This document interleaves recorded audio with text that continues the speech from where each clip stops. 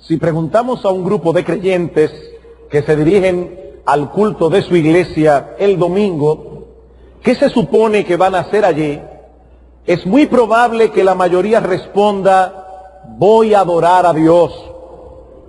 Pero si les pedimos luego que nos definan con precisión qué significa eso, es muy probable que recibamos respuestas muy diversas. Y es que no todos los cristianos poseen conceptos claros de lo que es la adoración, y mucho menos de lo que Dios prescribe en su palabra para que su pueblo le adore. Ahora bien, tomando en cuenta que fuimos creados y redimidos para la gloria de Dios, y que adorarle a Él es nuestra razón de ser como iglesia, hermanos amados, los creyentes no podemos darnos el lujo de ser ignorantes en lo tocante a este asunto. La Biblia nos advierte que existe la posibilidad de que nuestro Dios sea adorado en vano, y aún de que Él puede ser profundamente ofendido con nuestra adoración, como aprendemos en la historia de Nadab y Abiú en Levítico capítulo 10. ¿Qué significa adorar a Dios? Debemos suponer que cada cristiano debe determinar el qué y el cómo de la adoración, confiando en alguna especie de intuición o gusto espiritual.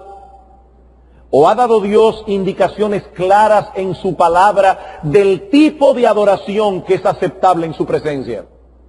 Ese es el tema que comenzaremos a exponer a partir de este domingo en una serie de sermones que hemos titulado La adoración y la alabanza a Dios en el culto público.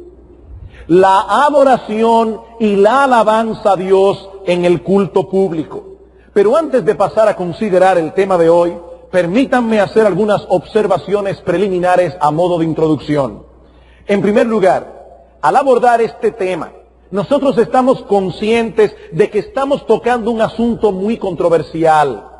En las últimas décadas, el tema de la adoración se ha convertido en un verdadero campo de batalla en algunas iglesias, sobre todo en lo que respecta a los estilos musicales que deben emplearse en la adoración corporativa del pueblo de Dios.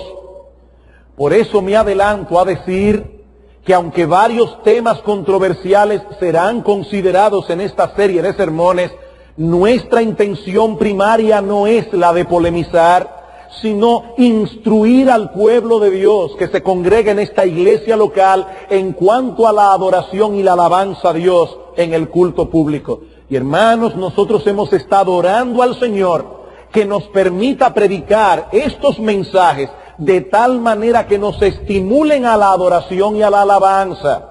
De nada nos sirve que podamos dar respuestas a las inquietudes que tenemos con respecto al tema de la adoración, si al final de cuentas estos sermones no contribuyen a hacer de nosotros como iglesia mejores adoradores. En segundo lugar, noten que hemos titulado esta serie La adoración y la alabanza a Dios en el culto público. Eso nos dice de entrada que adorar y alabar no es lo mismo, a la vez que nos dice cuál es el foco primario de atención que vamos a estar dando a estos sermones.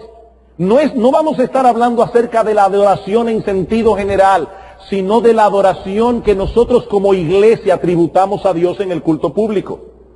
Todas las cosas que hacemos como creyentes debemos hacerlas para la gloria de Dios, aun sea comer o beber, dice Pablo en 1 Corintios capítulo 10 versículo 31. Pero no es de ese deber que estaremos hablando en estos sermones, sino de la adoración y la alabanza en nuestros cultos como iglesia. Por otro lado, noten, hermanos, el orden en que estaremos enfocando estos temas. Primero la adoración, luego la alabanza. Una cosa viene primero, la otra después. Lo que pensemos acerca de la adoración determinará el tipo de alabanza que tributamos a Dios en nuestros cultos. Sabemos que hay muchas interrogantes con respecto a la alabanza en la iglesia que tendremos que responder en su momento, pero debemos resistir la tentación de llegar rápidamente a esos temas sin haber establecido primero la base teológica que va a sustentar nuestra argumentación. Muchos creyentes sinceros tienen interrogantes con respecto a la alabanza en la iglesia, y esas interrogantes deben ser respondidas bíblicamente. ¿Cómo establecemos la diferencia entre una música apropiada para la alabanza a Dios y una que no lo es? Dado que la iglesia de Cristo no se circunscribe a una cultura en particular, ¿por qué no podemos introducir en nuestras alabanzas elementos autóctonos de nuestra cultura como la güira y la tambora? ¿O por qué no podemos alabar a Dios con los ritmos típicos de nuestros países latinoamericanos si nosotros no somos anglosajones? El merengue aquí en República Dominicana, o con un buen mariachi en México, o a ritmo de rap o de salsa. Otra cosa, muchas iglesias en el día de hoy hacen uso de una alabanza más contemporánea en el culto de adoración. De hecho, a partir de la década de los 60 surgió todo un movimiento que ha sido llamado precisamente música cristiana contemporánea. ¿Existe algún problema con esos ritmos y estilos musicales? Después de todo, la música que acompaña nuestros himnos que hoy consideramos como tradicionales, alguna vez fueron música contemporánea. ¿Cuál es el problema de ponernos a tono con los ritmos y estilos musicales de nuestros días? ¿Ha dejado Dios en su palabra algunos principios que nos ayuden a trazar una línea clara de separación entre lo que es mundano e inapropiado para la alabanza a Dios y lo que no lo es? Otra pregunta. En los Salmos se nos exhorta a alabar a Dios con pandero y con danza y con otros elementos que esta iglesia no usa en sus cultos de adoración. ¿Hay alguna razón para esa omisión, o se trata de algún tipo de tradición eclesiástica que nosotros como iglesia medalaganariamente hemos adoptado? Muchas de estas interrogantes serán respondidas en su momento en esta serie de sermones. Pero hermanos, primero lo primero, antes de entrar a considerar estos asuntos particulares de la alabanza que tributamos a Dios como parte de nuestra adoración, lo primero que debemos hacer es detenernos a considerar la adoración en sí. Y eso es lo que comenzaremos a hacer en la mañana de hoy, respondiendo dos preguntas básicas. En primer lugar, ¿qué es la adoración? Y en segundo lugar, ¿cuáles son los elementos indispensables de la verdadera adoración? La primera pregunta la responderemos en el presente sermón. La otra la veremos el domingo próximo, si el Señor lo permite. Veamos entonces, en primer lugar, ¿qué es la adoración? Tú viniste hoy, mi amado hermano, a esta iglesia a adorar a Dios. ¿Eso qué significa? Con la adoración ocurre lo mismo que con muchos otros conceptos de las Escrituras. Muchas personas presuponen saber lo que es, pero pocos podrían definirlo con precisión. Y si no sabemos en qué consiste una cosa, tampoco podremos saber si lo que estamos haciendo es lo que se supone que nosotros debemos hacer haciendo esa cosa. Quizá la definición más simple que podemos dar de adoración es rendir honor a un ser superior. Y yo quiero en esta mañana que los niños que están en medio nuestro salgan de aquí conociendo esta definición. Así que niños, yo lo voy a repetir una vez más, por amor a ustedes y por amor a nosotros los adultos que ya tenemos cierta edad y también se nos olvidan las cosas. ¿Qué es la adoración? Es rendir honor a un ser superior, que nosotros consideramos como superior. Puede tratarse de un ídolo, hay personas que adoran ídolos, o puede tratarse del Dios vivo y verdadero. Pero el meollo, la esencia de la adoración es rendir tributo, honor, reverencia, respeto, alabanza, gloria a un ser superior. Las dos palabras que más comúnmente se usan en las Escrituras para referirse a la adoración, tanto en el Antiguo Testamento como en el Nuevo, conllevan la idea de doblegarse postrarse, reverenciar. De hecho, es una palabra que se usaba para hablar de cómo los perros se agazapan y le besan la mano a su amo. La palabra, de hecho, significa literalmente en griego besar la mano. Besar la mano como señal de respeto. Así que la adoración implica el reconocimiento de la grandeza de aquel que es adorado. Por eso, hermanos, es que la única adoración digna de ese nombre es la que el creyente le tributa a Dios y a nadie más. Cuando nosotros atribuimos gloria a otro ser fuera del Dios vivo y verdadero que se nos revela en la creación y que se nos revela en su palabra, estamos dando una vana gloria. Una gloria sin base, una gloria sin contenido. Estamos concediendo una honra inmerecida porque solo Dios es digno de ser alabado, de ser adorado. Cuando Satanás tentó a Cristo en el desierto y le ofreció todos los reinos de este mundo, si postrado me adorares, el Señor le respondió, vete Satanás, porque escrito está, al Señor tu Dios adorarás y a Él solo servirás.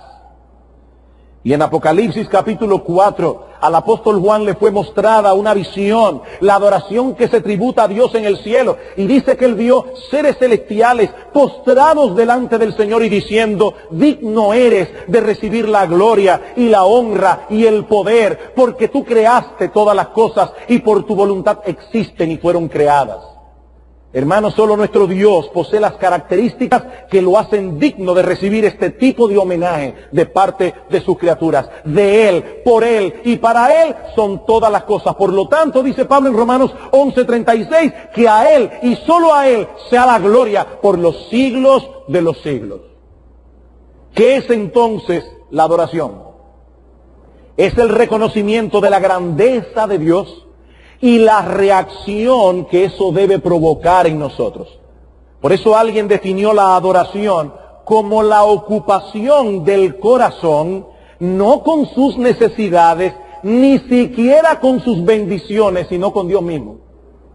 Es el corazón ocupado, no de sus necesidades, ni siquiera de sus bendiciones. Es el corazón ocupándose de Dios.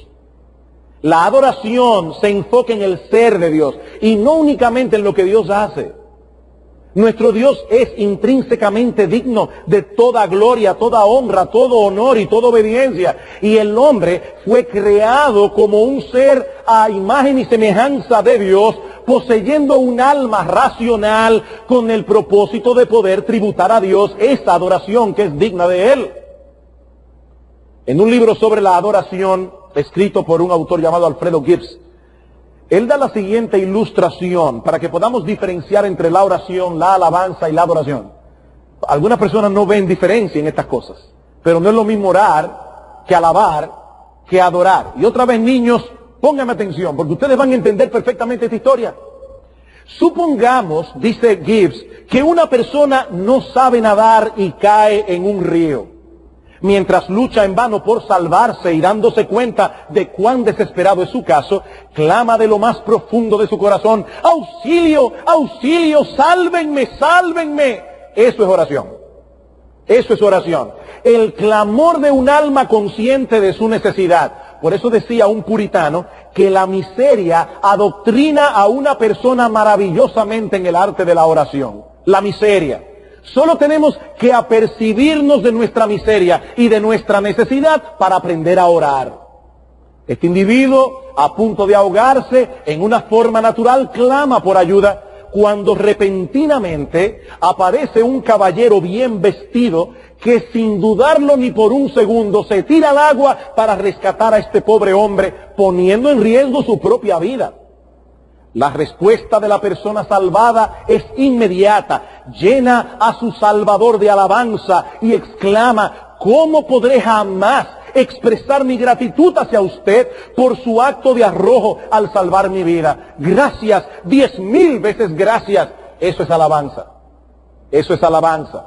Y eso es precisamente lo que hace el pecador cuando entiende lo que el Hijo de Dios estuvo dispuesto a hacer para salvarlos. Mis amados hermanos, Cristo no simplemente puso su vida en riesgo, Él puso su vida, punto.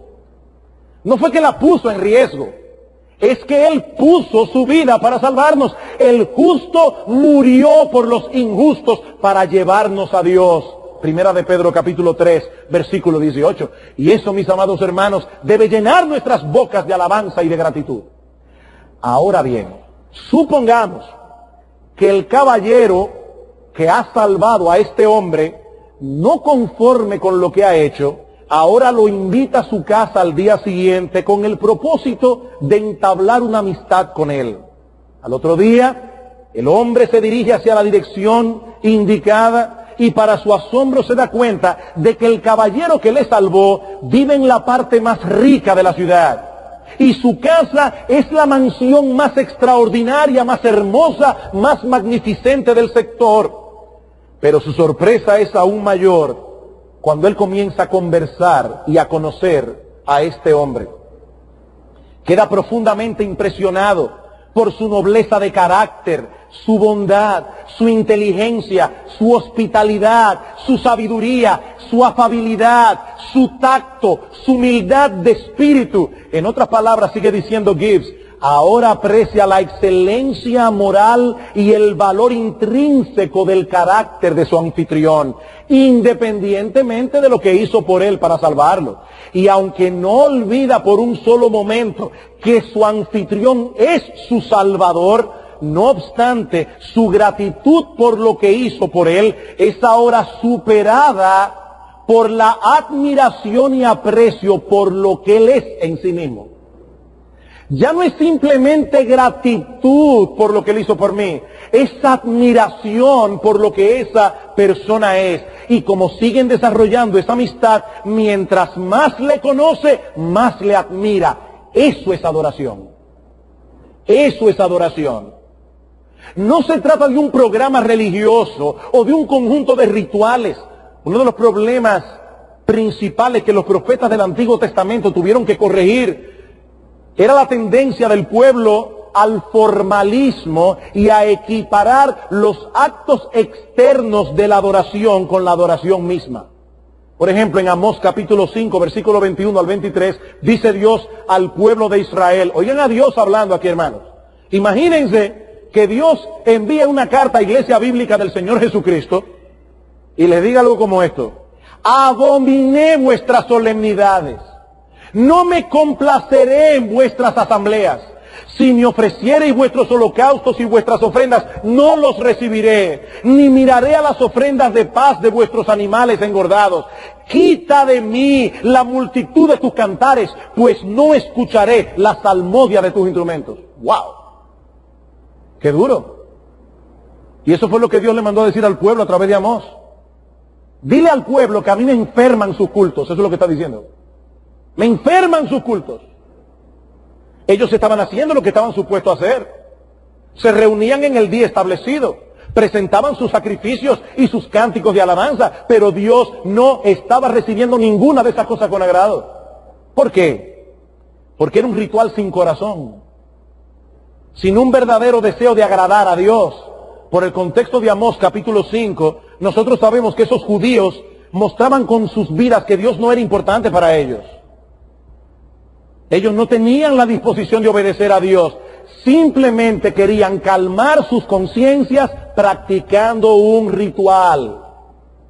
Ya fui al templo, Señor, el sábado. Ya llevé mi becerro.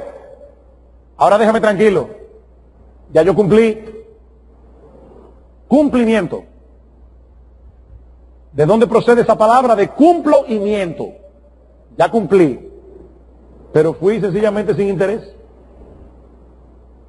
Ese fue el mismo problema que el Señor Jesucristo enfrentó durante su ministerio terrenal. En Mateo capítulo 15, versículos 7 al 9, Jesús acusó a los fariseos de hipocresía y de honrar a Dios en vano, porque lo hacían de labios, pero no de corazón. Amados hermanos, la verdadera adoración es algo que ocurre esencialmente en el corazón. No se trata de llevar a cabo un ritual, sino de algo que envuelve todo nuestro ser interior, nuestro intelecto, nuestra voluntad, nuestras emociones. La verdadera adoración implica un reconocimiento de la grandeza y majestad de Dios, así como un corazón maravillado y postrado ante esa grandeza. Y tiene como punto de partida, como decíamos, con los himnos que se cantaron en esta mañana, no lo que nosotros hacemos por Dios, el punto de partida es lo que Dios hizo por nosotros. Él se reveló en su creación y en su palabra. Él tomó la iniciativa, se reveló y diseñó un plan de salvación para que nosotros pudiésemos reconciliarnos con Él y acercarnos a Él a través de la vida, muerte y resurrección de su Hijo, nuestro Señor Jesucristo. Él es un Dios santo y nosotros somos pecadores. De ahí el énfasis de las Escrituras en la necesidad que nosotros tenemos de que nuestros pecados sean expiados, sean perdonados, antes de que nosotros podamos acercarnos a Dios en adoración. El pecador necesita reconciliarse con aquel que ha sido ofendido por nuestros pecados. De lo contrario, no tenemos acceso a su presencia. Pero una vez ese pecador conoce a Dios, se reconcilia con Dios, su corazón se llena de adoración y su boca de alabanza. Al venir a la presencia de un ser tan hermoso, tan majestuoso, tan glorioso y al mismo tiempo tan compasivo y lleno de gracia. Es por eso que la adoración del pueblo de Dios es descrita en la Escritura, sobre todo en el Antiguo Testamento, como una fiesta solemne. Una fiesta solemne. Yo sé que yo he dicho esto en muchas otras ocasiones, pero para algunas personas estos términos son incompatibles. Si la adoración es una fiesta, entonces no puede ser solemne, tiene que ser un desorden. Y si la adoración es solemne, entonces no puede ser una fiesta. Pero la Biblia la describe como una fiesta solemne. La adoración que la Biblia describe conjuga estos dos elementos perfectamente entrelazados entre sí, dependiendo uno del otro. Adoramos a un gran Dios, digno de reverencia y temor. Pero al mismo tiempo adoramos a un Padre que se ha compadecido de nosotros y ha diseñado un plan de redención para que podamos acercarnos a Él con confianza. Ambas realidades deben estar en nuestras mentes cuando nosotros venimos a adorar a Dios. Vayamos por un momento a Isaías capítulo 6. Isaías capítulo 6.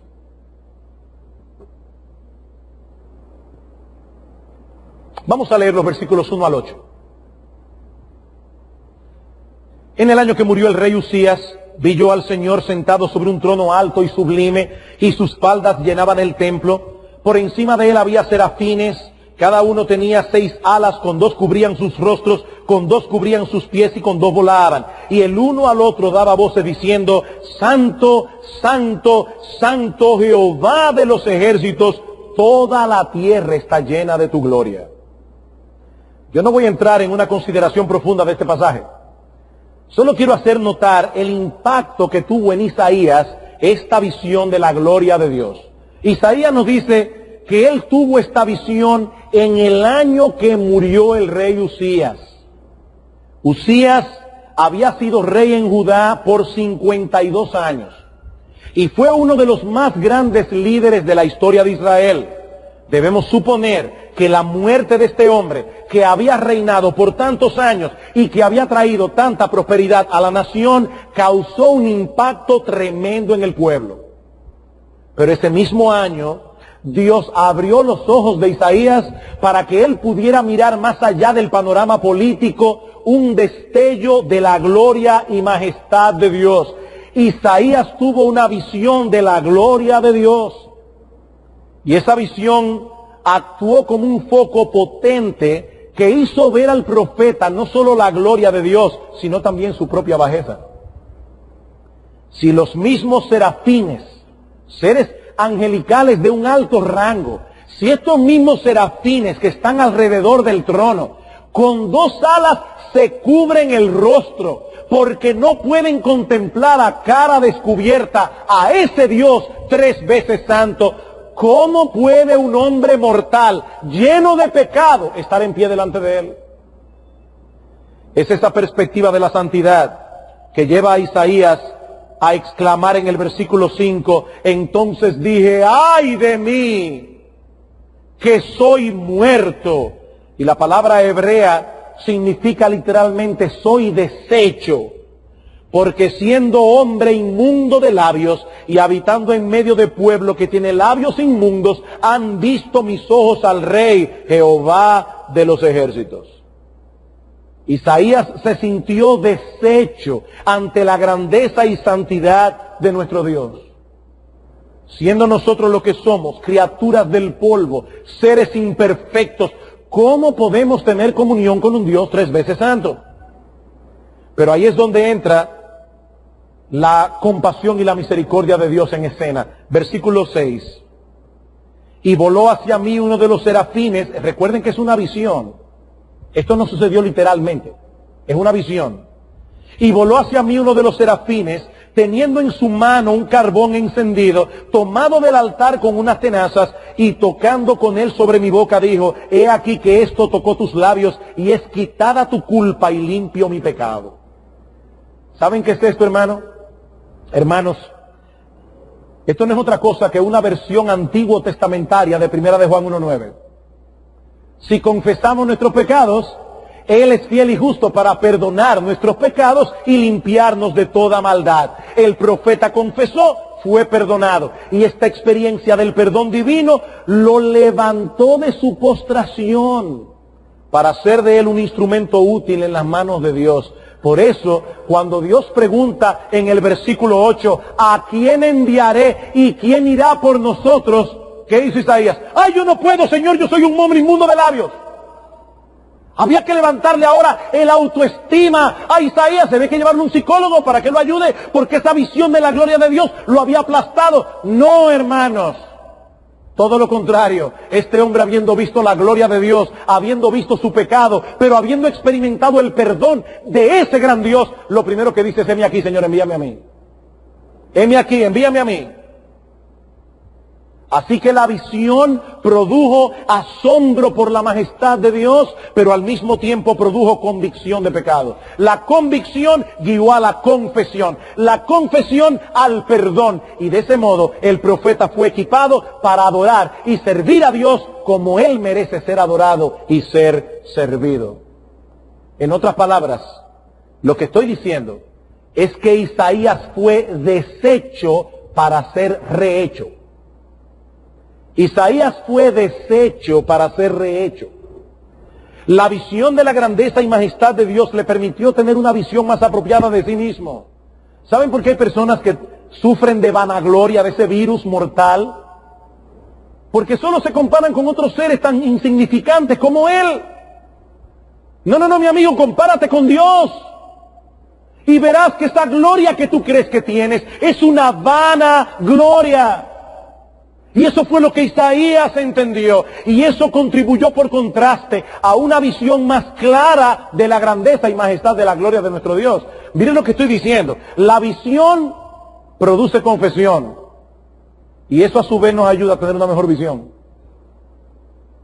Veo a Dios, conozco a Dios, veo su grandeza, veo mi bajeza. Y viendo mi bajeza, ahora puedo entender mejor su grandeza. Y ese proceso dura toda la vida. Y ese mismo proceso lo encontramos en el Nuevo Testamento. En el Nuevo Testamento. Aunque los creyentes del Nuevo Pacto tenemos más libertad que los creyentes del Antiguo para acceder a la presencia de Dios, porque Cristo es mediador de un mejor pacto, fundamentado en mejores promesas, dice la epístola a los Hebreos. Hermanos, eso no quiere decir que nuestra adoración pueda ser menos solemne y menos reverente. No, todo lo contrario. Todo lo contrario. Con la luz que nos brinda el Nuevo Testamento, nosotros podemos ver más claramente la santidad de Dios y lo horrendo de nuestro pecado, y eso a su vez nos prepara para dar a Dios una adoración más gozosa, pero también más reverente. Pocos pasajes del Nuevo Testamento presentan esto en una forma más impresionante que Hebreos capítulo 12. Hebreos capítulo 12. De hecho, en el Nuevo Testamento nosotros tenemos una versión de Isaías 6. No sé si ya vino a la mente de algunos a qué yo me estoy refiriendo. Pero en una ocasión el Señor Jesucristo estaba en la playa y le dice a los discípulos, boga mar adentro, vamos a pescar. Y el apóstol Pedro dice, Señor, nosotros hemos estado la noche entera pescando y no sacamos ni un guppy, no pescamos nada. Cristo dice, boga mar adentro y tiren su red. Pedro dice, bueno Señor, en tu palabra echaré la red. Y dice que ellos echan la red y cuando la sacan del agua había tantos peces que las redes se rompían.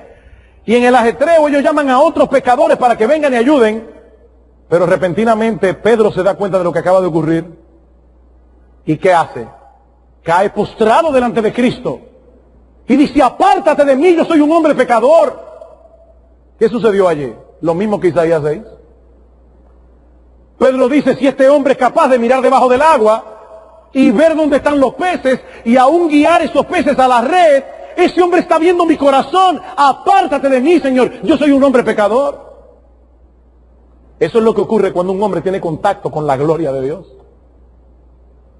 Yo oigo a esta gente que hablan, dan un testimonio de que Cristo entró por la ventana y se sentó en su cama y comenzaron a hablar como si fueran panas. Yo no sé qué fue lo que ellos vieron, pero no fue Jesucristo. Porque cuando Juan el apóstol, el discípulo amado, lo vio, cayó como muerto a sus pies. Y Cristo tuvo que decirle, no temas, no temas, yo soy el primero y el último, el que morí, pero vivo. En Hebreos 12, nosotros vemos esto.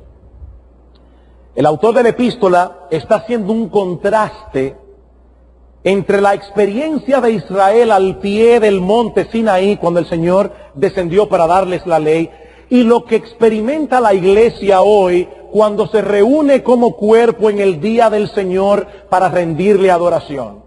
Y dice el autor de Hebreos que el pueblo de Israel se había acercado, versículo 18, a un monte que se podía palpar y que ardía en fuego, a la oscuridad y a la tempestad, al sonido de la trompeta y a la voz que hablaba, la cual los que la oyeron rogaron que no se les hablase más. Y era tan terrible lo que se veía que aún Moisés, oigan bien hermanos, Moisés, el amigo de Dios, exclamó, estoy espantado y temblando.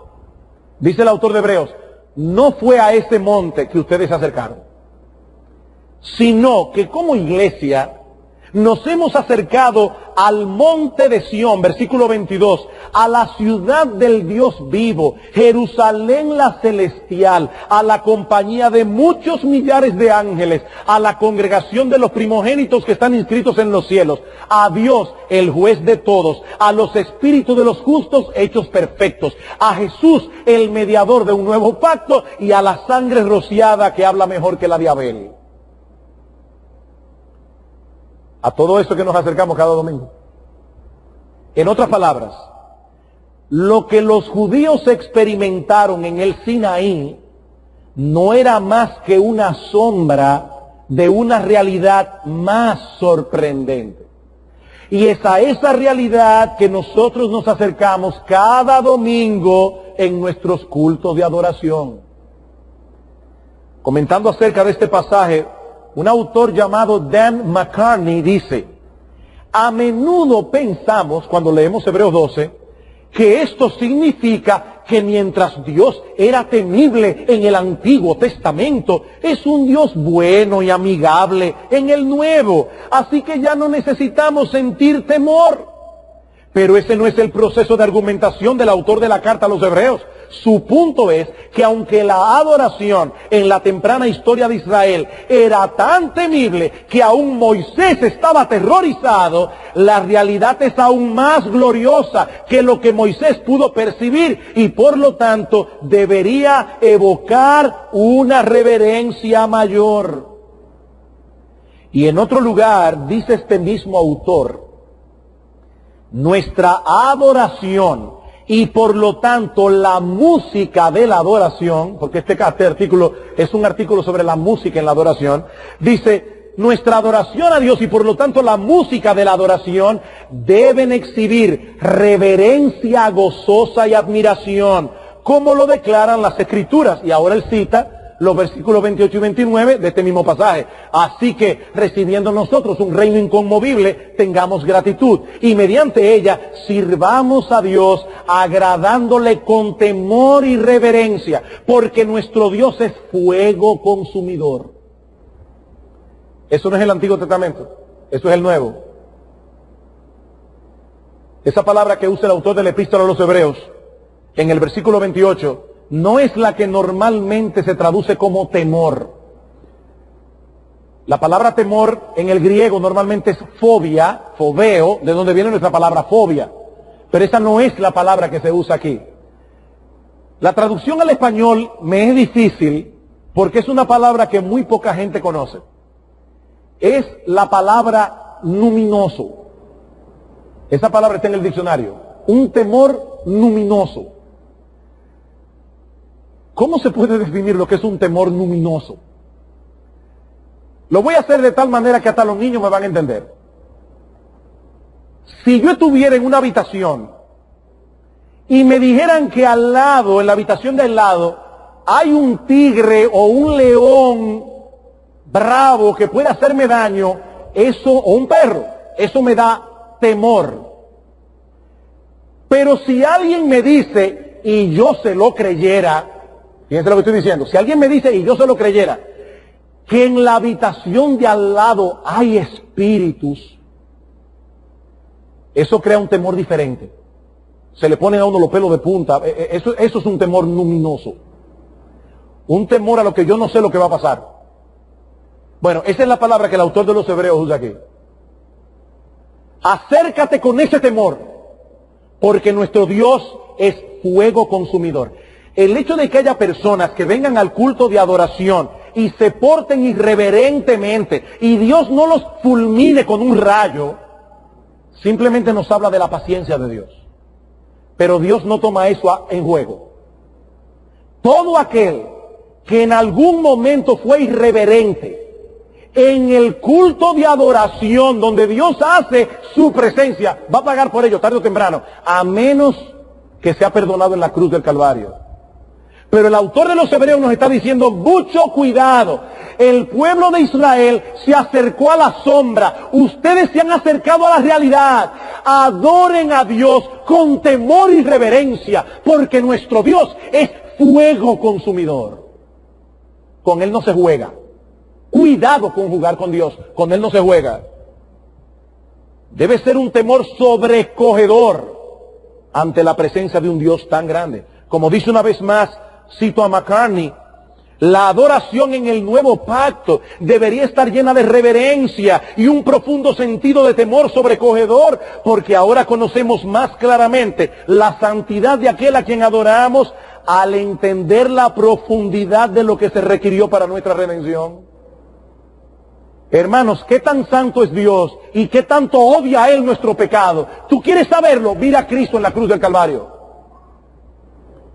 Ningún judío del Antiguo Testamento, ni uno, pudo tener una visión tan clara de la santidad de Dios como la que nosotros tenemos al día de hoy.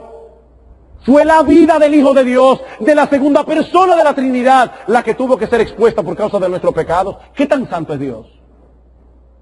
¿Qué tan santo es Dios? ¿Qué tan digno es Él de nuestra reverencia y de nuestra adoración? De ahí la solemnidad de la advertencia del autor de la epístola en el capítulo 12, versículo 25. ¿Qué dice el autor? Mirad que no desechéis al que habla. Es una advertencia. Mirad que no desechéis al que habla, porque si no escaparon aquellos que desecharon al que los amonestaba en la tierra, mucho menos nosotros si desechamos al que nos amonesta desde los cielos. Y es a la luz de esa realidad que ahora el autor de la epístola a los Hebreos dice, así que, recibiendo nosotros un reino inconmovible, tengamos gratitud y mediante ella sirvamos a Dios, agradándole con temor y reverencia, porque nuestro Dios es fuego consumidor. Los creyentes del nuevo pacto poseen una percepción más clara de la santidad de Dios que la que poseían los santos del Antiguo Testamento. Ellos saben ahora, nosotros, que por causa de nuestros pecados, Dios envió a su Hijo a derramar su sangre en la cruz, pues de otro modo nadie hubiese podido ser salvo. Consecuentemente, los creyentes del nuevo pacto deberían experimentar una reverencia más profunda cuando se acercan a ese Dios en adoración. Ahora, hermanos, esta es solo una cara de la moneda. Una cara de la moneda. La adoración del cristiano también está llena de gran gozo. ¿Por qué? Porque tenemos un perfecto mediador entre nosotros y ese temible Dios. Tenemos un perfecto mediador, dice McCartney, la verdadera adoración está llena de gozo, precisamente porque está apercibida de cuán temible es aquel a quien adoramos y cuán grande es el privilegio que se nos ha dado al permitírsenos acercarnos a Él. Hermanos, el que cree que Dios es poca cosa, no vendrá con tanto gozo a adorar a Dios.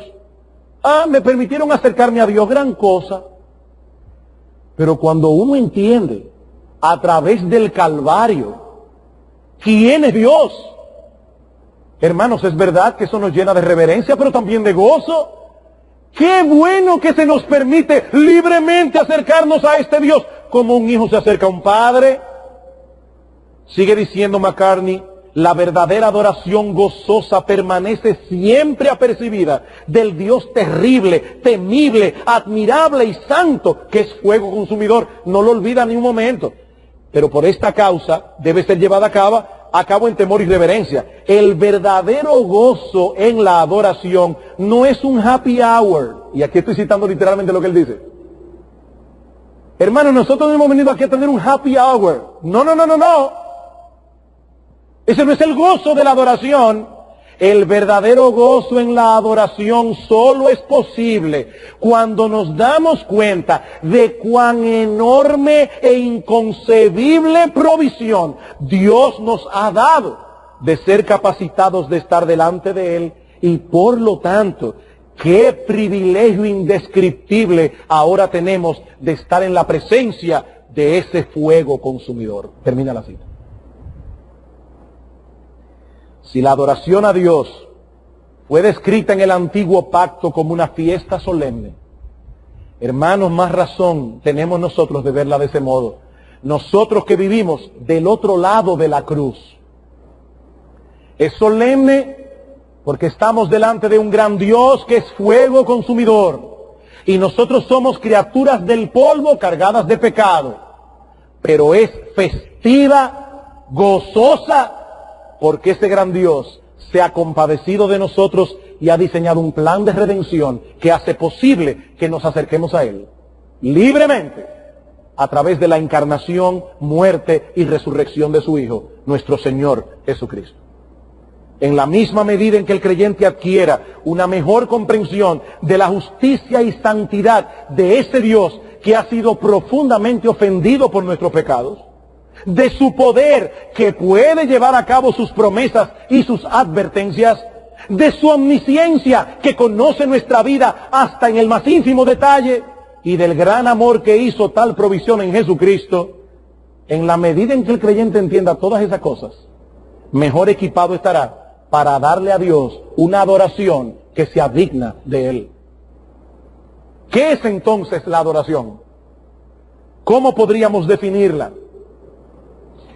A la luz de lo que hemos visto hasta ahora, podemos decir que la adoración es el homenaje que la criatura admirada rinde a Dios de corazón al contemplar por la fe su santidad, su grandeza, su majestad y su valor superlativo en contraste con la bajeza, pequeñez y pecaminosidad de sus criaturas. Y es de ese sagrado y deleitoso deber que estaremos hablando en esta serie de sermones, enfocando primariamente el culto de adoración que como iglesia rendimos al Señor en el día del Señor. Yo les pido, hermanos, que oremos juntos al Señor para que a través de estos mensajes nosotros como iglesia aprendamos a ser mejores adoradores y para que el Espíritu Santo obre en el corazón de muchos que hoy están perdidos, de modo que ellos también sean salvados, depositando su fe en Cristo. Sus ojos sean abiertos para ver a través de la faz de Cristo la gloria de Dios, y vengan a adorar juntamente con nosotros a aquel que vive por los siglos de los siglos. Vamos a orar.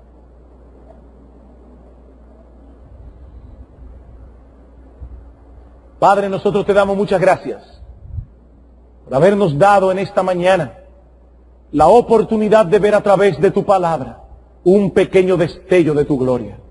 Tú sabes, oh Señor, cuán incapacitados nos sentimos para poder expresar en todo su sentir lo que realmente significa adorarte a ti. Suple tú, oh Dios, lo que a nosotros nos hace falta, y enseña a los miembros de Iglesia Bíblica del Señor Jesucristo a ser mejores adoradores. Oh Padre bendito, también te pedimos por aquellos que están muertos en sus delitos y pecados. Oh Dios, ábreles los ojos para que ellos vean tu gloria, para que ellos vean tu grandeza, para que ellos vean tu belleza y tu majestad, y vengan a través de Cristo y se postren delante de ti para adorarte en espíritu y en verdad. Alabado seas, oh bendito Rey, en Cristo nuestro Salvador. Amén.